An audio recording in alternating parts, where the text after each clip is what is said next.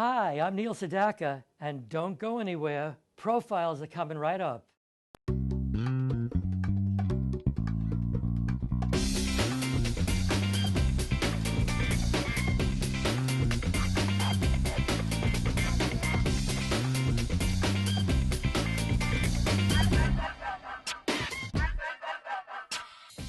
Welcome to Profiles. I'm Tiffany Hodges. Today's guest is legendary singer-songwriter Neil Sedaka. Over the course of his illustrious career, Sedaka has composed more than 1,000 tunes, many of them evolving into major pop hits. Some of Neil's classics include Oh Carole, Breaking Up Is Hard to Do, and Calendar Girl. And he's also written chart toppers for such artists as Tom Jones, Connie Fransis, and The Fifth Dimension, just to mention a few. After a short break, we'll join our host, Mickey Burns, as he welcomes the talented Neil Sedaka to Profiles. Welcome back to Profiles. Neil Sedaka got his start as a songwriter in New York's Brill building alongside fellow composers Burt Bacharach, Neil Diamond, and Carole King. In the early 60s, Sedaka went solo and quickly sold over 40 million records. Today, after 5 decades in the music business, he's celebrating the release of his latest album, titled The Music of My Life. So let's join our host, Mickey Burns, on location from Ashford and Simpson's Sugar Bar in the heart of New York City, as he welcomes Neil Sedaka to Profiles. If I could take these precious moments, put them in a box. If I could feel these times once more, I'd turn back the clock. Wouldn't it be wonderful, the way that things were then? I would like to turn back time, live it all again.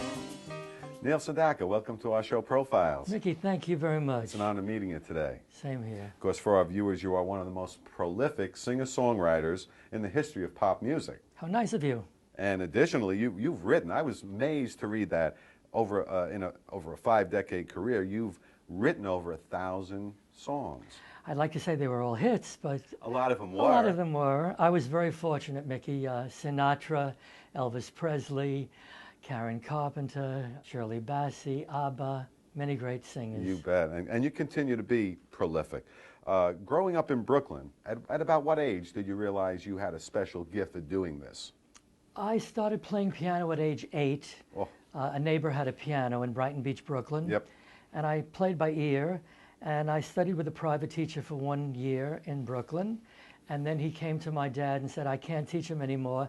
Let him try out for the prep school at Juilliard here in New York. Right. So I did, and I got a scholarship for the piano and had every intention of becoming a concert pianist until a song called Stupid Cupid, recorded by Connie Fransis, was a hit. Sure. And then I had to make the break. Yeah, but I wanted to ask you, you did attend Lincoln High School in Brooklyn for a period of time before evolving into an international superstar. And my question is, I was wondering, how important and proud were you during your career of being a New Yorker? Well, you know, you could take Neil out of Brooklyn, but you can't take Brooklyn out of Neil. I love New York. Lieber and I also have a place in L.A., but, you know, after a few weeks, that's always that pull gets me back. I'm a New Yorker. Through 30 Street and 30 Avenue. There you go. Currently celebrating the release of your latest album, your first in 10 years. Is that possible? This is the first studio album of new songs in 10 years. And it's called The Music of My Life. Yes. Tell us about the album. I make a conscious effort, Mickey, to write different kinds of songs, different tempos, different emotions. I think that's why I've been around more than 50 years. The opening track is a salsa. I used to go to a place called the Palladium in New York City, where Tito Puente, Tito Rodriguez used to play, and I used to mambo and cha-cha. So it was still in my head, and I wanted to write a song half in English, half in Spanish, and it was produced by David Foster. That's the first track. Then the ballads are only string quartets, because I used to play at Juilliard a lot of chamber music. And that was 2 violins, viola, cello. And the ballads sound like chamber music. Now, this is not your first collaboration with David Foster. Well, he actually was my piano player in the 70s when he came from, I believe, Vancouver, Canada to L.A. He played on a lot of records of mine, and we did a lot of gigs together. And He actually played on Bad Blood, the one, my duet with Elton John. Which is a great hit, yeah. Now, when you were 13, talking about collaborations, your songwriting partner was Howard Greenfield. Tell us about that collaboration and how it worked for you two. October the 11th, 1952, I was 13 years old. Yeah. Now you can figure it. Sure. And Howie was 16. He lived in the same building in Brooklyn. And his mother heard me playing Chopin, and she suggested that he ring the bell. Yeah. And he came in, he said, "Do you want to write songs?" I said, "I don't know how to write songs. I'm studying to be a concert pianist." Right. But I'm so glad he convinced me, because we wrote over 400 songs together, including Love Will Keep Us Together, Where the Boys Are, Breaking Up Is Hard to Do. And it made me a big shot at Lincoln High School. Yeah, I bet it did. Because I wasn't a big shot in Lincoln High School. Now, about writing music, and when you sit down at the piano, this is what you said in a recent article, that your songwriting usually starts at the piano with 2 vodka martinis because it scares you. I was a little surprised to read that. I have a love-hate relationship with writing. Really? I have to force myself, because when you're writing for 57 years, you have to keep topping yourself. You're up at bat once again. You have to do something fresh, something different, something that excites you and hopefully the public. Great point. And the bar, you've set very high for yourself, so. Yes. On the new album, I think I raised the level of Neil Sedaka. That's the only reason that I would continue, because if you do the same thing all the time, it's not creative. Very well said. I did read somewhere, though, that as a teenager, that you not only had the talent, but also tremendous passion and determination to succeed. Is that an accurate statement? I am a very pushy New Yorker. Yeah.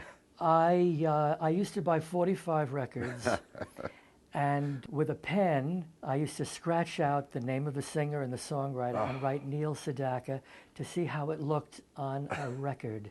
I was a very positive thinker. Sure. And I wanted it with a passion. And you got it. In 1958, as you previously mentioned, you wrote Stupid Cupid for Connie Fransis. You were 19.